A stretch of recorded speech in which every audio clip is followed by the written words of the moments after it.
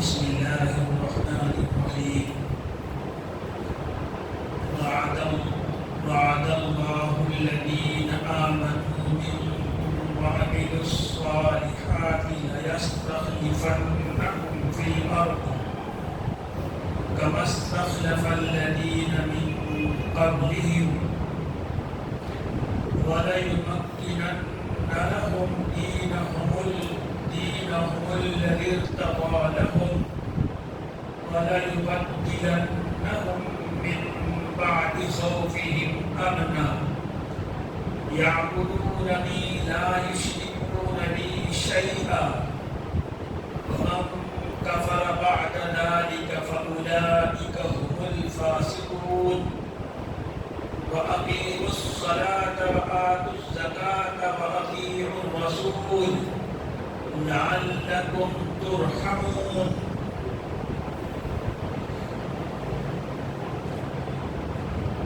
بھائیو، یہ سورہ نور کی دو آیتیں ہیں جن کو امام صاحب نے تراویح میں پڑھا ہے، اور میں نے آج کی گفتگو کے لیے انہیں منتخب کیا ہے۔ ان دونوں آیتوں کو سمجھنے کے لیے یہ سمجھیے کہ اللہ پاک نے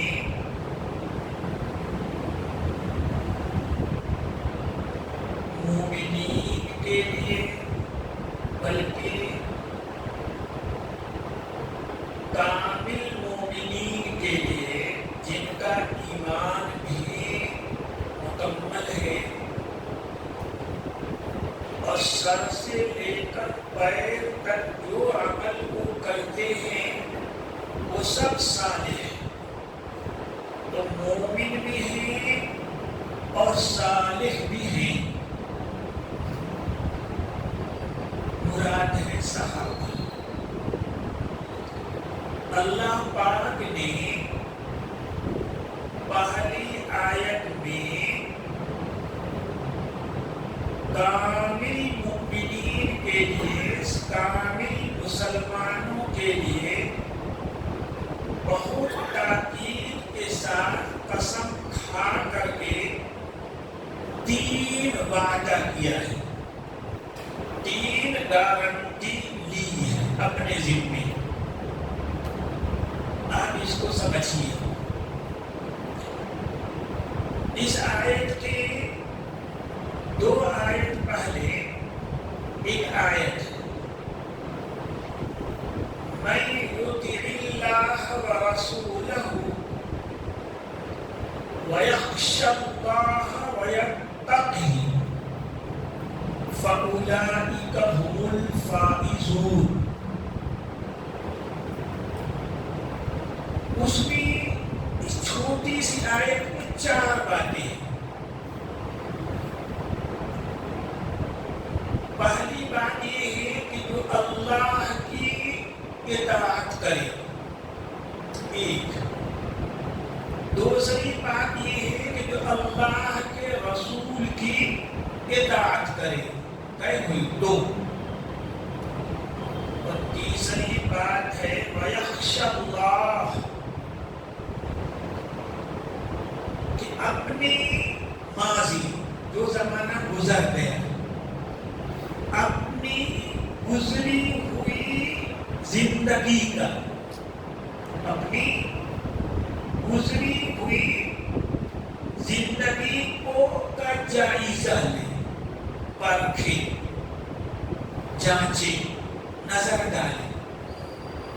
کیا کہ ہماری جو زندگی گزر گئی اس میں ہم سے کیا کیا غلطیاں ہوئی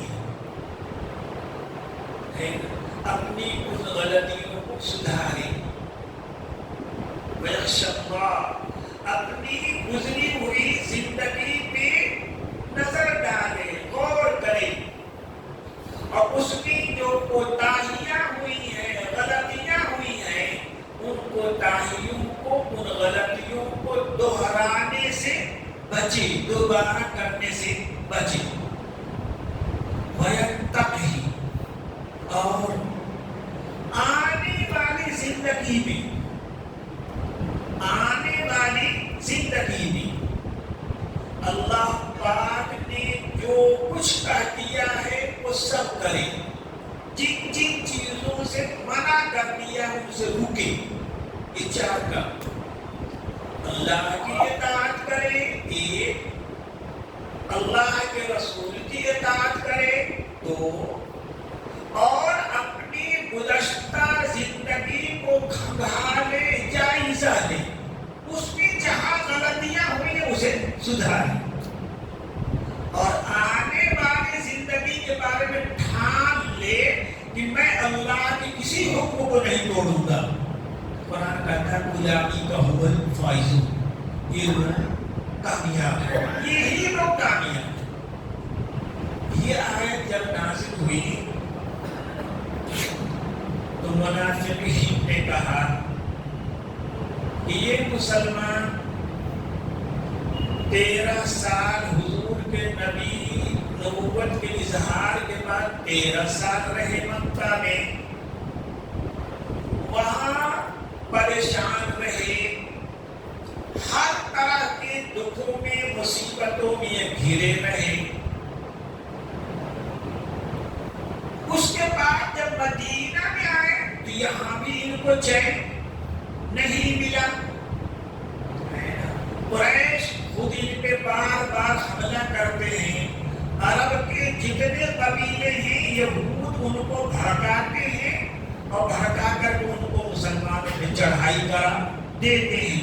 تو مدینے میں آ کر بھی انہیں ایک دن بھی چین کا نہیں ملا ہے۔ کیسے کامیاب ہے یہ ان لوگوں کا، کیسے کامیاب ہے؟ ایک بات یہ ہوئی۔ دوسری بات کیا سمجھا رہا ہوں میں، اس آیت کو سمجھا رہا ہوں تو ذہن میں رہنے۔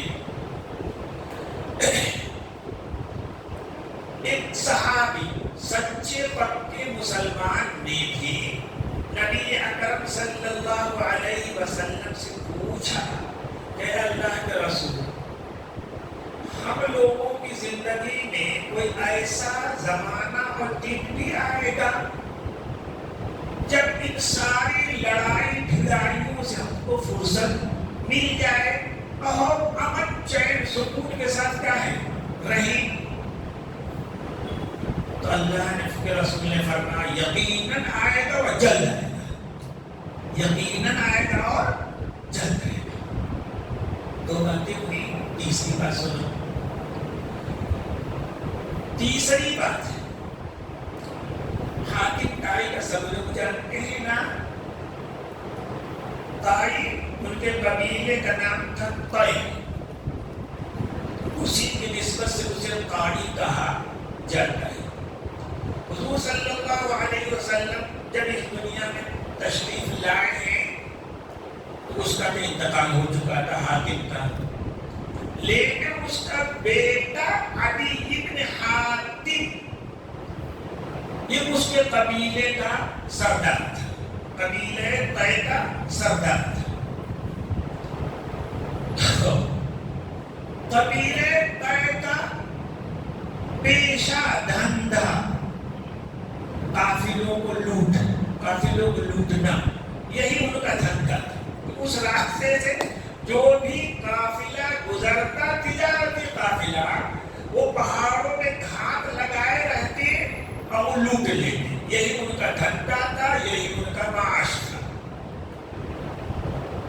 اب رسول اللہ صلی اللہ علیہ وسلم جب مدینہ آئے ہیں تو مسلمانوں کے جو قافلے ادھر سے گزرتے اس کو بھی یہ قبیلہ لوٹ لیتا تھا۔ رسول اللہ صلی اللہ علیہ وسلم نے ان کے لوٹ پاٹ ڈاکہ زنی سے انسانوں کو، مسلمانوں کو بچانے کے لیے صحابہ کا ایک چھوٹا سا دستہ بھیج دیا تاکہ ان کے جو ڈاکہ زنی کا زور ہے وہ ٹوٹ جائے. کئی صحابہ وہ لوگ اپنے بال بچوں سب کو لے کر کے مقابلے کے لیے آ گئے.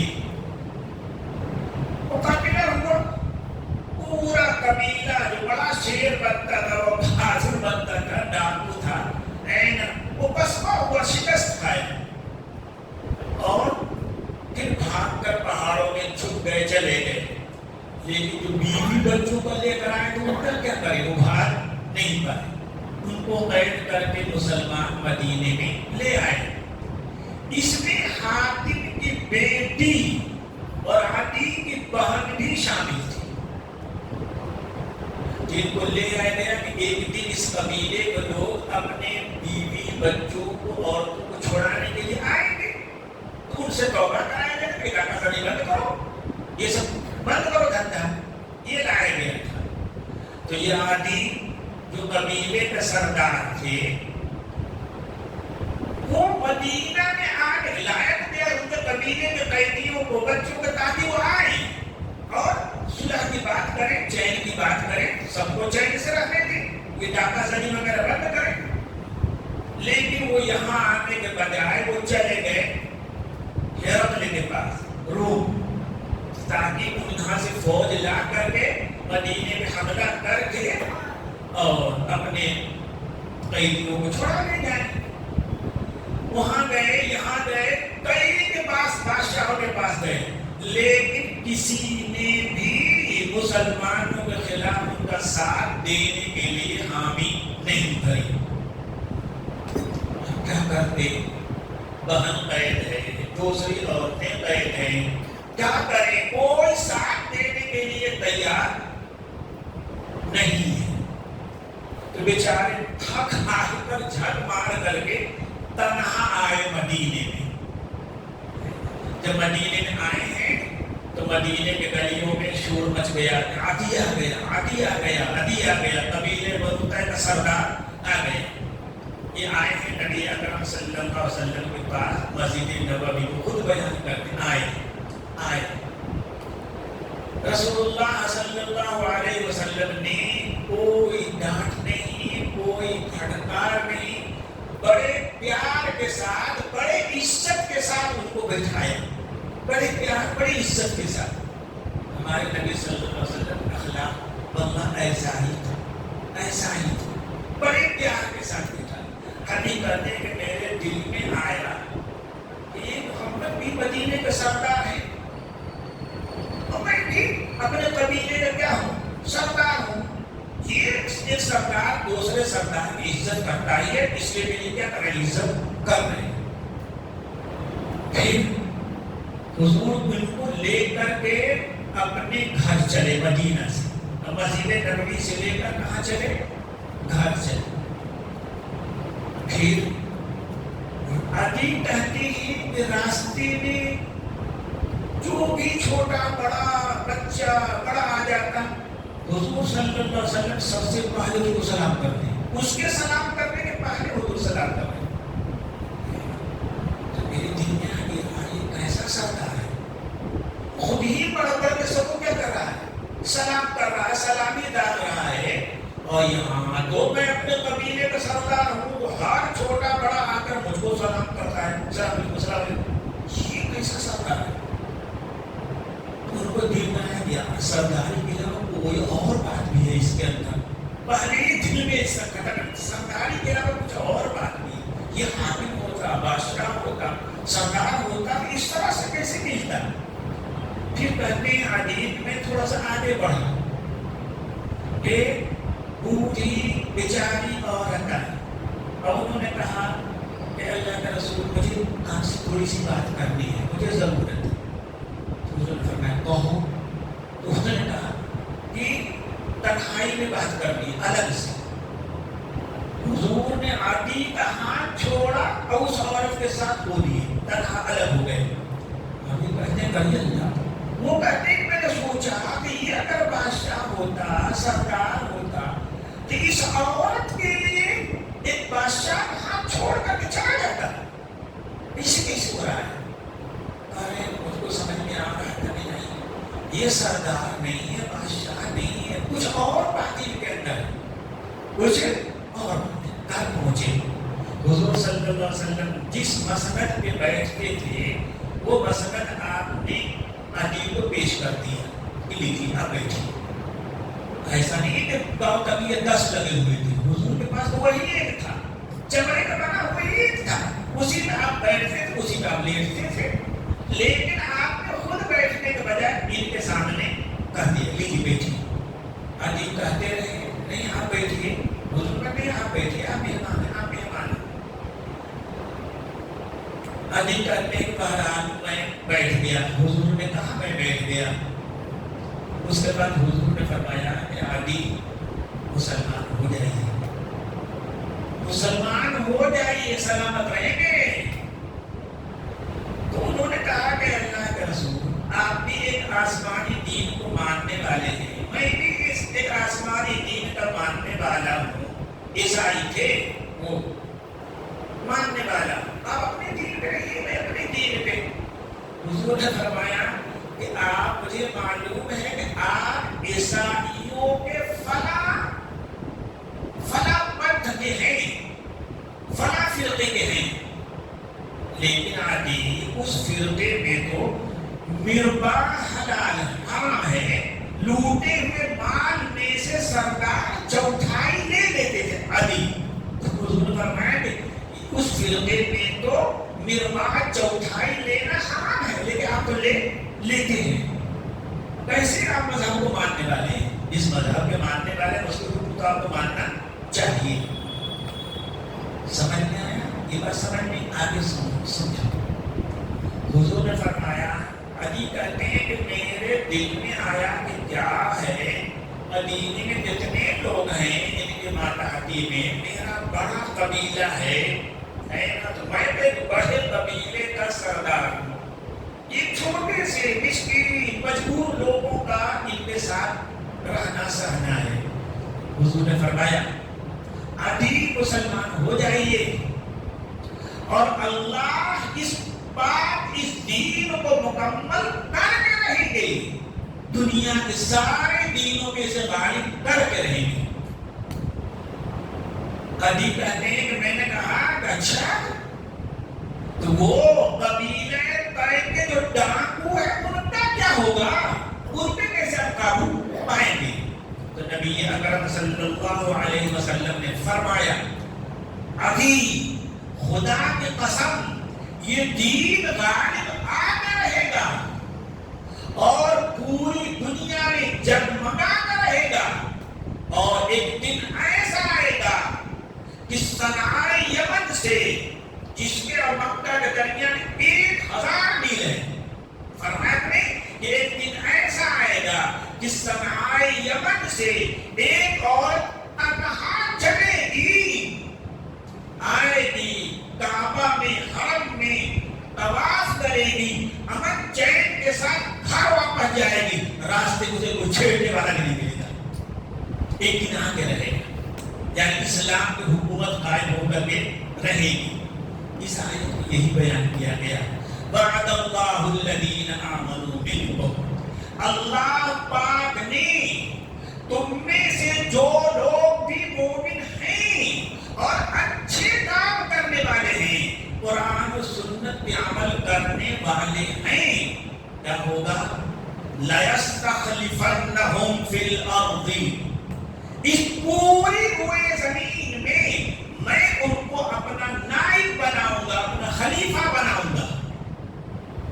کیا مطلب؟ مسلمانوں کی حکمرانی ہوگی، مسلمانوں کی حکمرانی ہوگی، لیکن مسلمان جو حاکم ہوگا اس میں اپنا حکم نافذ نہیں کرے گا، اپنا آرڈر نہیں چلائے گا، بلکہ وہ اللہ کا آرڈر چلائے گا، اللہ کے رسول کا آرڈر چلائے گا. لَيَسْتَخْلِفَنَّهُمْ فِي الْأَرْضِ، ان کو ہم زمین میں مومنین صالحین کو ہم زمین میں اپنا نائب بنائیں گے، اپنا خلیفہ بنائیں گے. ان کا کام ہوگا کہ میرے حکموں کو اس دنیا میں نافذ کریں، چلائیں. یقیناً ایسا ہو کے رہے گا. دوسرا آگے قرآن کہتا ہے کَمَسْتَخْلَفَ الَّذِينَ مِن قَبْلِهِمْ، جیسا کہ اس کے پہلے کے مومنین مومنین کو میں نے دنیا میں اپنا نائب بنایا تھا. بنی اسرائیل موسیٰ علیہ السلام کے قوم کتنی کمزور قوم تھی. وہی قرآن ہے. قوم کتنے قوم. ارے فرعون ان کے بچوں کو ذبح کرتا تھا, بیٹوں کو, اور جہاں بچہ پیدا ہوا لے کر خود دربار میں حاضر دیجیے. اتنی کمزور تھی کہ فرعون کے سامنے خود اپنے لشکر جگر کو یہ لوگ پیش کرتے تھے دربار میں ذبح کرنے کے لیے. اتنی بہت کمزور ہے نا. اللہ پاک نے بنی اسرائیل کے ساتھ اپنا وعدہ پورا کیا. فرعون پورے لشکر کو تباہ و برباد کر دیا. مصر کا حاکم حکمران کس کو بنایا؟ موسیٰ علیہ السلام کو ہے نا. شام میں قوم عمالقہ تھی ہے نا. اتنے طاقتور کہ موسیٰ علیہ السلام نے 12 بنی اسرائیلیوں کو ان کی جاسوسی کے لیے بھیجا تھا. وہ گئے ہیں تو وہاں کا ایک شخص نکلا باہر ہے نا. کہاں سے آئی ہے اس کی معلوم ہو گیا. اس نے 6 کو ادھر دبایا 6 کو ادھر دبایا لے کے چلا گیا. اتنی طاقتور قوم تھی. لیکن اللہ پاک نے ان پر بھی بنی اسرائیل کو حکومت دے دی, ان کو مغلوب کر دیا. اسی قرآن میں تمستخلف الذین من قبلہم, جیسا کہ ان کے پہلے کے مومنین کو ہم نے اس زمانے کی فرعون عمالقہ پہ غلبہ دیا تھا. یقیناً ہم صحابہ کو, مسلمانوں کو اپنا پوری دنیا میں نائب بنائیں گے. ایک وعدہ بھی یہ ہے. اور دوسرا یہ ہے وَلَيُمَكِّنَنَّ لَهُمْ دِينَهُمُ الَّذِي ارْتَضَىٰ لَهُمْ, اور یقیناً اللہ پاک جس دین کو اس نے مسلمانوں کے لیے چنا ہے, پسند کیا ہے, یعنی دین اسلام, ہم اسے جما دیں گے, ہم اسے ٹھوس بنا دیں گے, مضبوط بنا دیں گے. کسی مخالف کو مخالفت اس کو کوئی نقصان پہنچا نہیں سکتی. یہ اللہ پاک وعدہ کر رہے ہیں. اور آگے اللہ پاک کر رہے ہیں وَلَيُمَكِّنَنَّ لَهُمْ دِينَهُمْ, اور آگے تیسرا وعدہ ہے کہ جو صحابی نے کہا تھا کہ اللہ کا رسول کیا ہمیں کبھی امن چین ملے گا؟ اللہ پاک وَلَيُبَدِّلَنَّهُمْ مِنْ بَعْدِ خَوْفِهِمْ أَمْنًا, یقیناً ان مسلمانوں کے خوف کو ہم امن چین سکون کے ساتھ بدل دیں گے. یہ اس وقت اللہ پاک 3 وعدہ کر رہے ہیں کہ ہم مسلمانوں کو اپنا خلیفہ بنائیں گے. ان کا کام ہوگا کہ اس دنیا میں ہمارے آرڈر کو نافذ کریں, ہمارے حکم کو نافذ کریں. یاد رکھو اسلام, اللہ بہت فرق ہے اسلام میں. اللہ پاک کہ الحکم الا للہ, آرڈر ان کا چلے گا, بس آرڈر ان کا چلے گا, حکم ان کا چلے گا. کوئی حاکم نہیں ہے یہاں پہ, کوئی حاکم نہیں ہے, کوئی بادشاہ نہیں ہے. ہر ایک کا کام ہے کہ اللہ پاک اسے طاقت دے تو اللہ کا آرڈر چلائے, اللہ کو نافذ کرے. لَيَسْتَخْلِفَنَّهُمْ, اللہ کا نائب بنا ہے, خلیفہ ہے, اللہ کا آرڈر نافذ کرتا ہے. اب غور کرو اللہ پاک نے یہ وعدہ کیسے پورا کیا.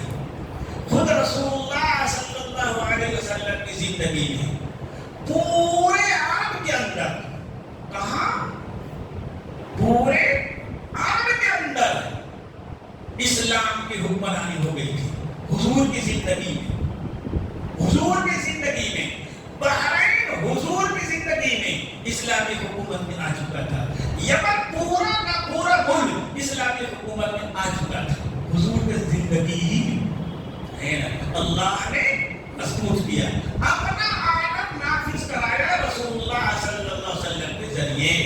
پھر اس کے بعد ابو بکر کا زمانہ آیا, اس کے بعد عمر کا زمانہ آیا. پھر دنیا کی بڑی سے بڑی طاقتیں جو اسلام کے راہ میں رکاوٹ بننی چاہیے, اللہ پاک نے اس کے پرچم چھوڑا دی ہے نا.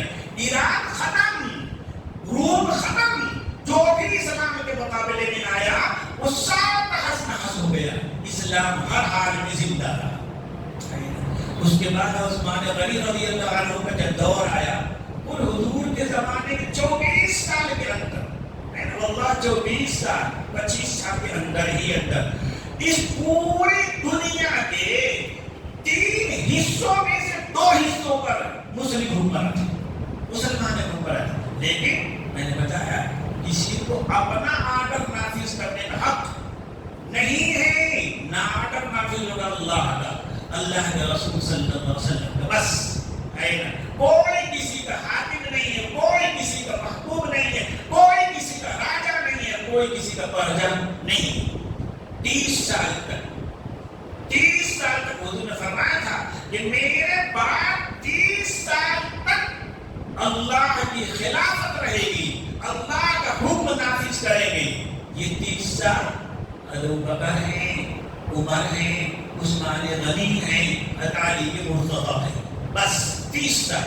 سن 40 ہجری میں حضرت علی کش کی شہادت ہوئی، حضور 10 ہجری میں حضور کا انتقال ہوا اور 40 میں حضرت علی کی شہادت ہوئی۔ کل 30 سال کے اندر اس پوری دنیا کے میں نے بتایا 3 حصوں میں سے 2 حصے پر مسلم حکمرانی تھی۔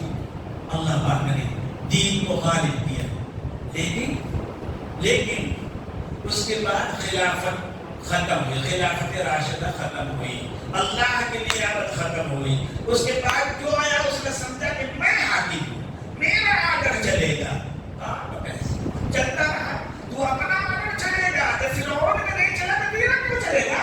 صرف نام لینے سے کہ میں محمد کا نام لے رہا ہوں تیرا آرڈر چلے گا کیا؟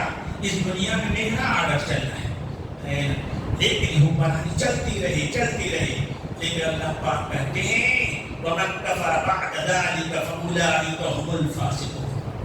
یہ نعمتیں دینے کے بعد، سارے عالم کی حکمرانی دینے کے بعد، سارے دینوں میں اسلام کو غالب کرنے کے بعد اور پورے عالم میں امن و امان قائم ہو جانے کے بعد بھی جو لوگ ناقدری کریں گے، ناشکری کریں گے، فَأُولَٰئِكَ هُمُ الْفَاسِقُونَ، یہ لوگ میرے وعدے کے دائرے سے نکل جائیں گے، یہ ایمان والے نہیں رہ جائیں گے، یہ طاعت بندگی والے نہیں رہ جائیں گے۔ اس لیے ان کے ساتھ ہمارا کوئی وعدہ بھی نہیں ہے۔ اسلامی حکومت ختم ہے، کیوں؟ اس لیے انہوں نے اپنا آرڈر چلانا شروع کیا۔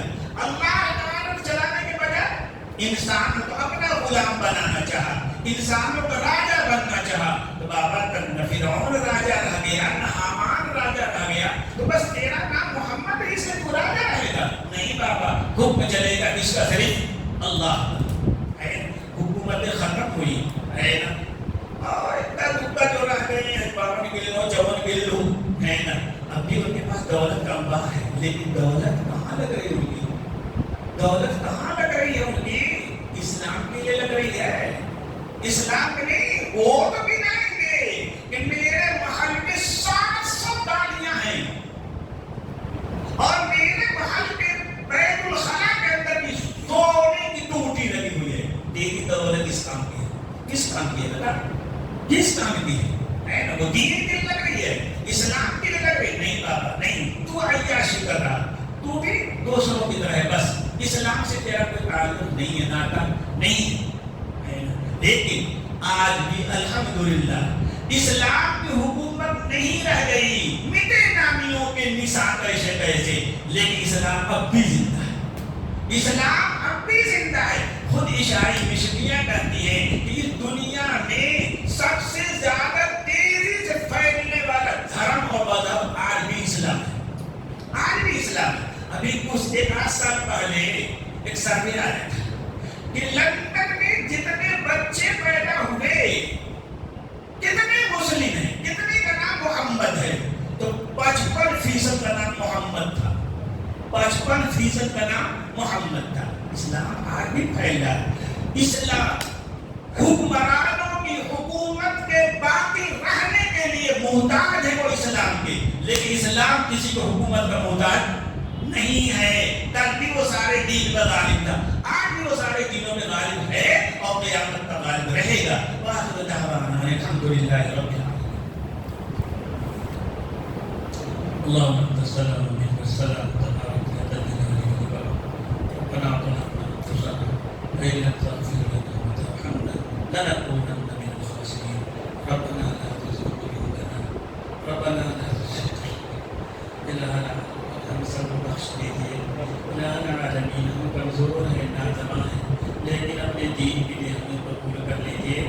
ہمیں سچے دین پہ چلنے کی توفیق دیجیے. الہ العالمین آلام و مسائل سے پریشانیوں سے ہم مسلمانوں کی حفاظت کیجیے. الہ العالمین اسلام کا دور بنا کیجیے. ربنا تقبل منا انک انت السمیع العلیم